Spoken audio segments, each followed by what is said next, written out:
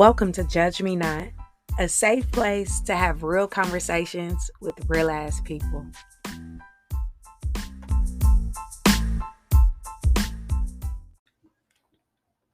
Hey guys, thank you for tuning in to Judge Me Not podcast. I'm your host, NVD, and today we're going to be talking about child support. This is a topic that I see all too well up and down my timeline. This is a conversation that I've had with numerous of people, those above the poverty level, those below the poverty level, black, white, custodial, non-custodial. And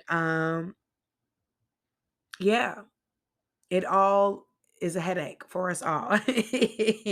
Irregardless of our differences, if we are a part of this institution, then we know the struggle all the same.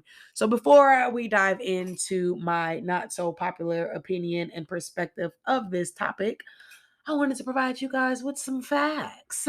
So I did the liberty to do some research because I'm a nerd like that, to just get an understanding of child support, the history of it, and how we got to where we are in present day, right?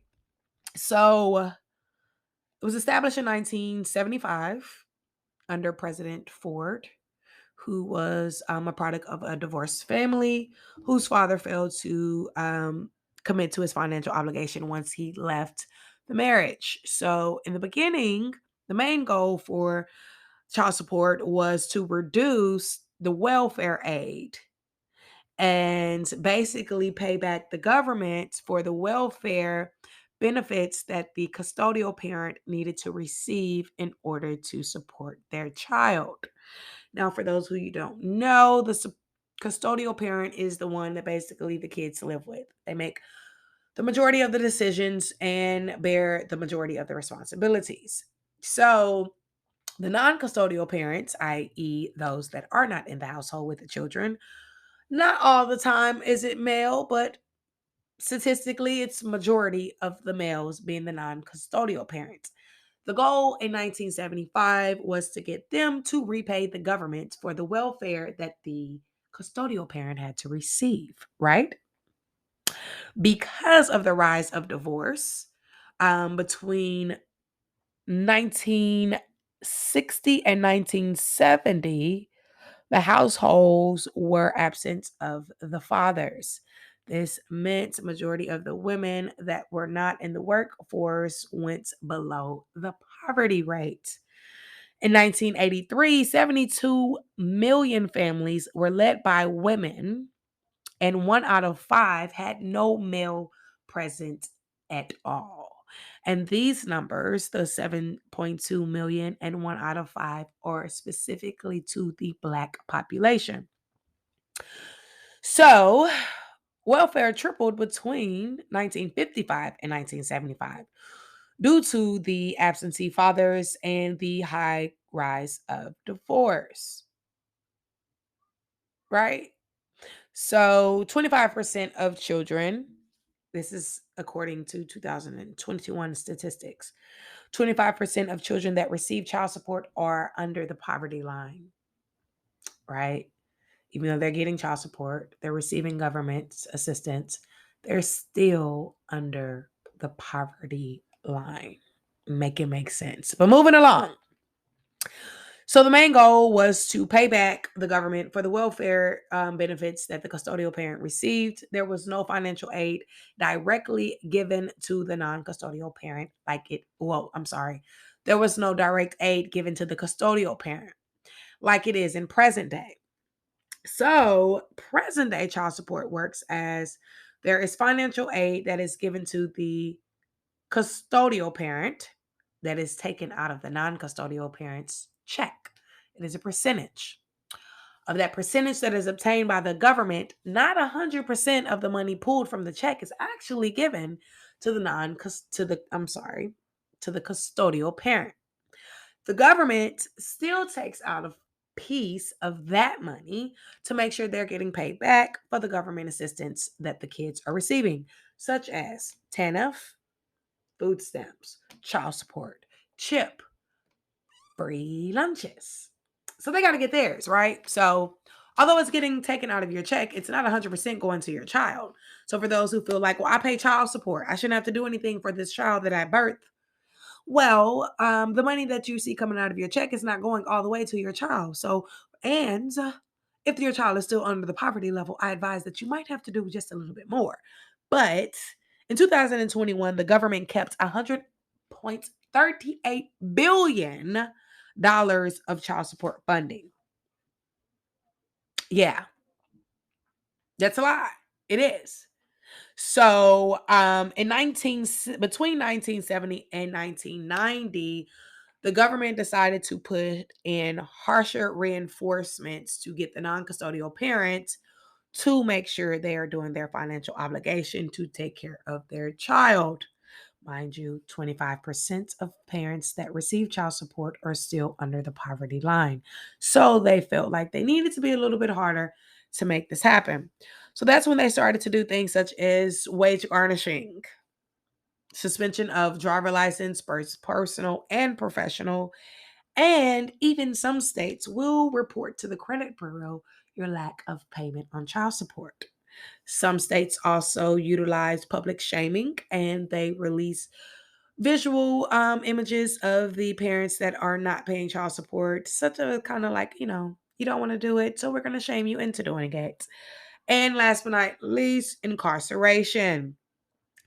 Out of the 5% of dads that have been subjected to incarceration, 15% of those five are actually Black fathers. Mm, think about it. So let's make it make sense. If I'm already struggling to survive and I am trying to make a job, but I'm getting paid minimum wage, you guys are garnishing my wages to the point to where I cannot stand and pay my bills on my own. So at this point, it is kind of like, why am I working? Even if I fall behind, you guys are going to take my license, which I need to go to work, or I need to actually do my job if I am a professional driver. Not only will you take my license, you're going to take more of my paycheck than I agreed to. And if that isn't enough, I get laid off, I get hurt, I get sick, I have a mental issue, and I cannot work, I go to jail. So not only will I still won't be able to contribute financially to my child, the parents of the custodial parents still would have to rely on government assistance and my presence at all will be completely removed. So some people believe that child support really was put into place for the minority families, right? As another rule and regulation to remove the Black male out of the household and make it difficult for them to enter because being a single Black woman, aka mother, you actually benefit more from the government than having a complete family. You get food stamps, you get Medicaid, you get housing, you get all these other benefits if you do not have this Black male involved, right? Even if he is involved and he is playing an active role in being the father and co parenting, if it is not on paper and the government does not have a part in it, you still cannot receive government assistance without formally putting him on child support. So I provided you with the facts. You can come to the conclusion that you want to come to on why child support was put in place, and if it is actually doing what it needs to do or not. But now we're going to move over to my personal perspective on child support.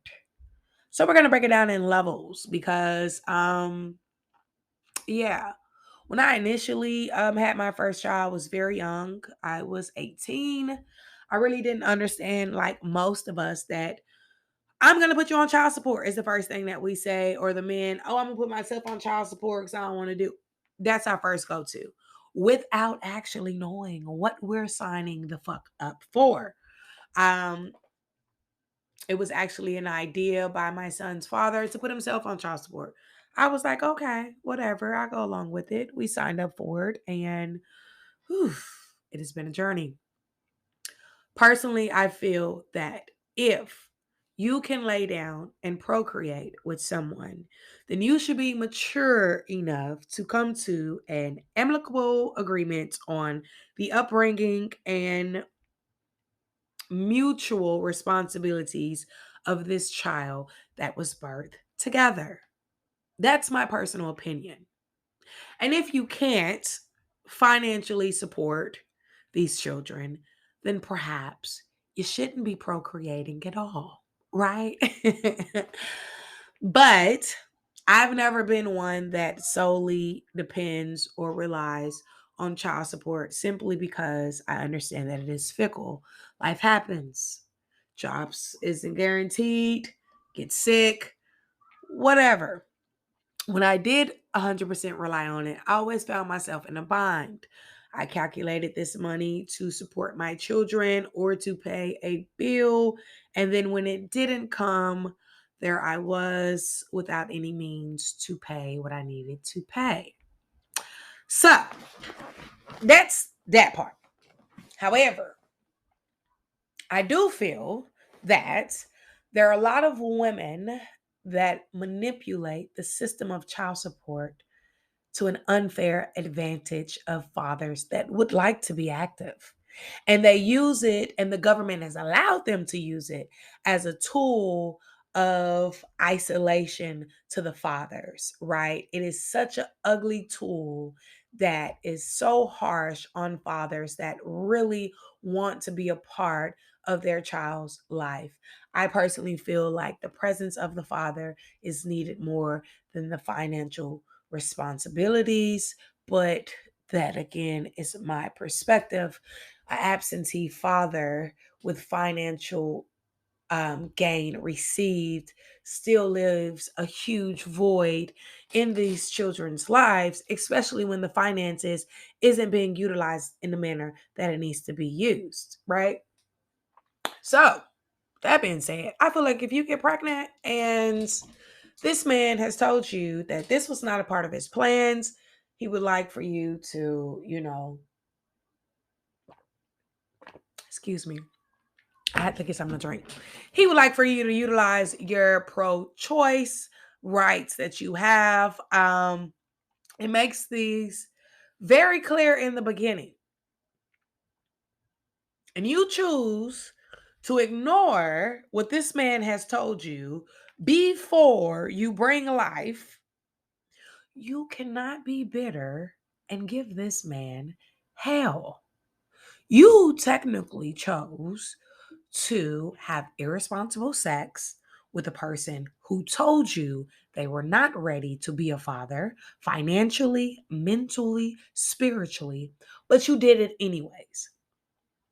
I don't feel like these women should legally be able to hold these men accountable for choices that they did not want to follow through with. So, not only are you mad because they told you and they stuck to their guns, you had to endure 9 months by yourself. And now you're facing the responsibility of being a single mom by choice, though, because he told you. So now you want payback. And now you want the money, but you don't necessarily want to make his life easy. So you have the power to keep him in court, to keep looking at his finances, to keep making his life a living hell, right? I don't think that's fair. I don't think that's fair. And that's just my opinion. And it's a lot of really good men that have this horrible stigma on them simply because the woman chose not to listen to the man's input. I believe if you have the choice of pro-life, it should be 50-50. You cannot have a baby by yourself. So the man has just as much input as the woman should. Yes, it's your body, but it's his sperm and it's his obligation after the fact. So his input should be considered and valued just as well. But let's go ahead and move it along. I know I probably upset some of y'all with that, but hey, I'm looking forward to the feedback in the comments. I do feel that It's unfortunate that there are a lot of women who do not receive the aid that they need to in order to provide a comfortable lifestyle for their children. The men who continue to have a plethora of kids with no means of supporting them, I do feel like they should have to get a vasectomy. I'm just being honest. And as well for the women. If you continue to give birth to children, but you need to rely on the government to the point that you cannot use it as a stepping tool to get back on your feet and to be a conducive person in the economic system and give and not just receive, then maybe you need to get your tubes tied and stop having kids, right? Because child support is to get money back from welfare received and also give you a financial stipend to take care of your child. If you have a man who's making minimum wage, which is what, 7, 8 bucks, I'm not sure. Um, how much do you think you're really going to get from that check, right? I know I've received checks for like 50 bucks sometimes. And not only did it limit me, but it was just like, what the fuck? Like, what am I supposed to do with this? So it got to a point for me that I chose to not rely on child support or government assistance at all, but do the work that needed to be done and take full accountability that I procreated with this individual before I was mature enough to understand the responsibilities that came with being a mother and being a provider, or without completely understanding who I procreated with and how it would affect the child and me financially in the future. So I took accountability of that.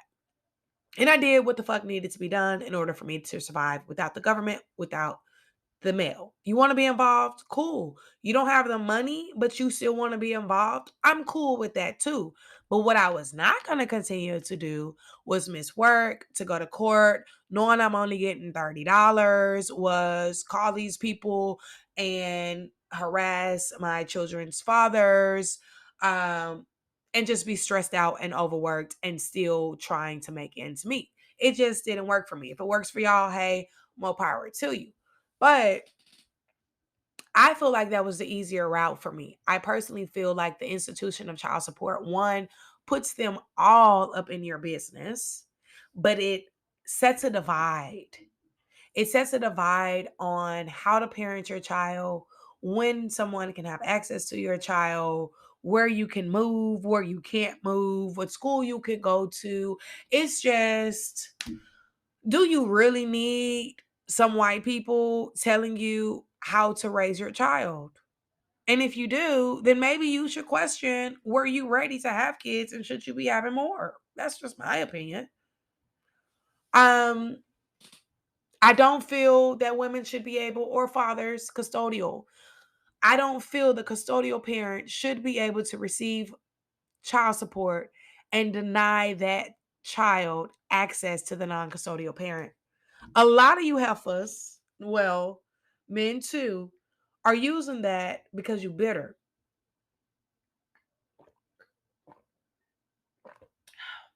Another Gatorade break. My bad. But you really are hurt that the relationship didn't work out, or perhaps the individual moved on and they are living a life that you thought you were going to receive, hence why you decided to give them the gift of life. But it didn't happen like that. Shit happens, life happens, it is what it is. So you want their money, you want to make their life hell, but you don't want to give them access to the child. That makes no sense to me. I despise women like that. And I feel like they should be punished legally for doing so. So the thing is, a lot of that don't know is, once you know, agree to the child support, they give you a contract. And if you don't have your contract, I need for y'all to get your contract. And in this contract, it basically breaks it down. If you're on child support, whether you're a non custodial or custodial parent, If the custodial parent did not receive 100% of custody, they could be the custodial parent, but they don't have 100% of custody. 90% of people who are on child support have 50-50% joint custody, in other words. So that means legally you are entitled to see your child, irregardless of the bullshit that the custodial parent is talking. And they can be punished if you want to take it that far. A lot of these people do what they're doing not only because they're bitter, because they know you're not going to put in the effort to fight them back. And at the end of the day, we're so worried about child support, the money, welfare, bitterness, baby daddy mama drama, and we're forgetting about the child, right? So I need for you guys to find this contract, read through this contract, see the rights that you're entitled to, and quote this contract to them. Quote this contract to the custodial parent that is giving you hell. And if you really, really, really, really, really want to be involved in your child's life and you're having issues, there's so many pro bono lawyers that will help you basically punish this individual for not um, following the contract in regards to visitation. I had to learn this the hard way, several $1,000s and court appearances later, but it works. You just need to know what you signed up for and use it to your advantage. But that being said, on the flip side, there's a lot of men who have multiple kids and know exactly how to manipulate the child support to work in their favor. What do I mean? Child, when I tell y'all, one of my children's fathers knows how the ins and outs of child support. He knows how many months he can work and then not work in order to not go to jail, but to not also give financial responsibility or aid to his child.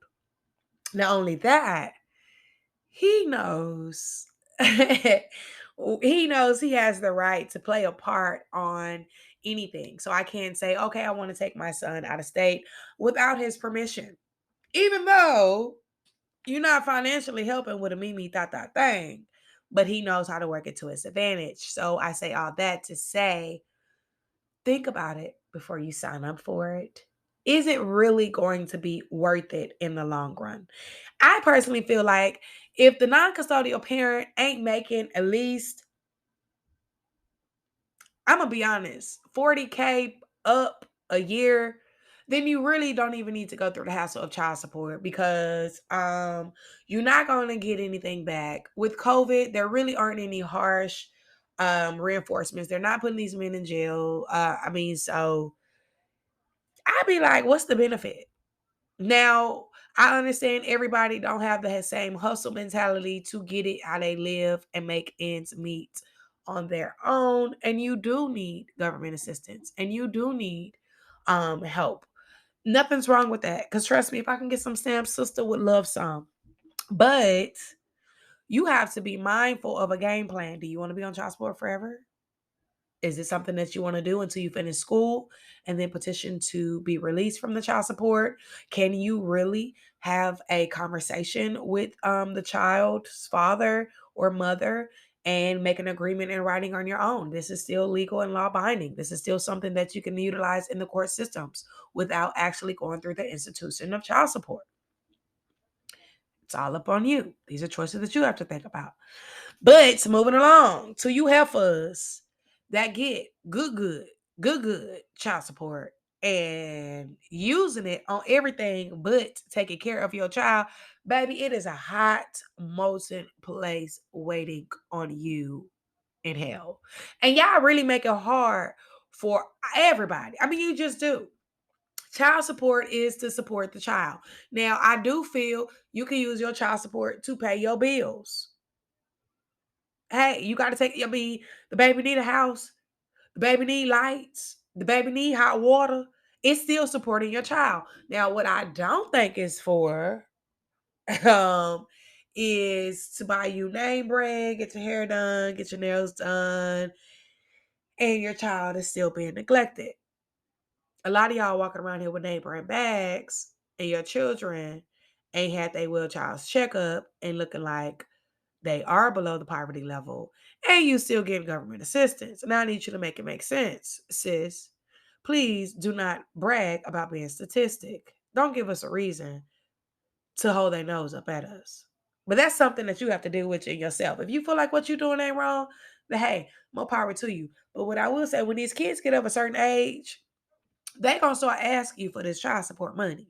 And the response that you give to them will reflect on who you are as a mother. You feel what I'm saying? Now, I'm currently in a situation to where I haven't received child support in like a year. It is what it is. I'm still going to get it done. Now, if I receive my back pay, which will be a lump sum, I'm going to give a portion to the child because they're of age to utilize their money on their own. And then the portion is going to me because I've been paying these bills and doing everything by myself. I feel like this is money gone back, but I have taken care of my child this entire time. They look good. They're well behaved, they're fed and all that, and they still have gotten a portion of this finances also. But that's just me. Well, that's my opinion on child support, and that's the history of child support. I am so curious to get your guys' feedback on my perspective, your perspectives. Let's talk about the topic of child support. Thank you guys for tuning in. And until next time, stay safe and lead with love.